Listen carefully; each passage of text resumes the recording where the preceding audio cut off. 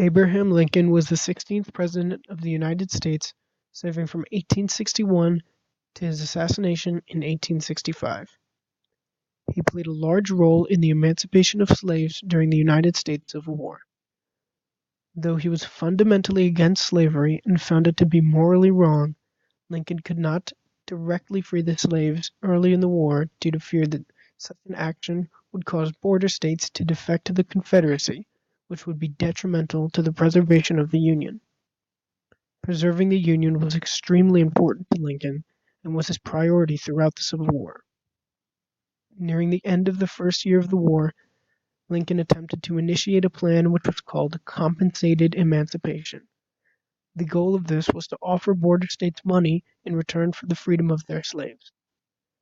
Lincoln thought that if he were able to diplomatically solve the slave situation in the border states and emancipate the slaves on terms that the border states agreed with, said states would have no motive or desire to secede from the Union.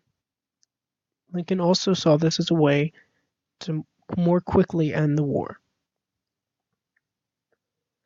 While Lincoln pursued compensated emancipation, he was pressured to allow blacks to enlist in the military as a form of forced emancipation. Lincoln saw this as too harsh and a tactic that could possibly alienate border states to the point of secession, so he held off.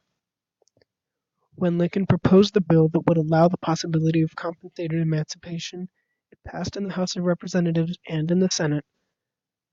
Not one supporting vote, however, came from a border state Democrat. The only place that compensated emancipation actually took place was in the District of Columbia. Lincoln grew frustrated with the stubbornness of the border states, and as he explained in a letter to politician Albert Hodges, they declined the proposition, and I was, in my best judgment, driven to the alternative of either surrendering the Union and with it the Constitution, or laying strong hand upon the colored element. I chose the latter. In choosing it, I hoped for greater gain than loss, but of this I was not entirely confident. At this point, Lincoln saw no option but to endorse the decision to allow black men to enlist in the military. Congress passed the Militia Act, which would allow blacks to serve in segregated regiments called the USCT, or United States Colored Troops, and would in return grant them their freedom. In his letter to Hodges, which was written approximately 1 year after the Militia Act was passed, he explains the outcome of this decision.